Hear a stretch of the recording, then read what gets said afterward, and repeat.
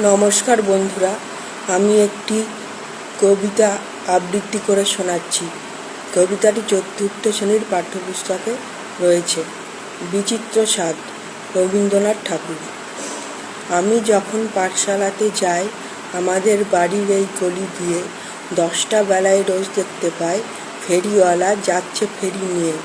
চুড়ি চাই সে হাঁকে, চিনের পুতুল ঝুড়িতে তার থাকে।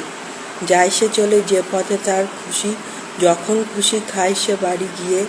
10টা বাজে, 10:30 বাজে, নাইকো তারা হইবে পাছে দেরি। ইচ্ছে করে সেলেট ফেলে দিয়ে অমনি করে বেড়ায় নিয়ে ফেরি।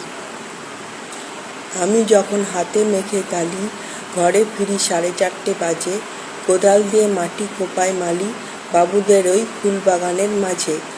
কেউ তো তারে মানা নাহি করে, কোদাল পাছে পড়ে তার পায়ের পরে। গায়ে মাথায় লাগছে কত ধুলো, কেউ তো তারে বকে না তার কাজে।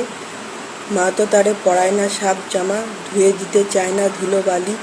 ইচ্ছে করে হতেম যদি বাবুদের ওই ফুল বাগানের মালি। একটু রাত হতে না হতেই মা আমারে ঘুম পাড়াতে চায়। জানলা দিয়ে দেখি পথে পাগড়ি বেঁধে পাহারাওয়ালা যায়। আধার গলি, পথে বেশি লোক না চলে, গ্যাসের আলো মিটমিটিয়ে চলে। লণ্ঠনটি জ্বালিয়ে নিয়ে হাতে দাঁড়িয়ে থাকে বাড়ির দরজায়।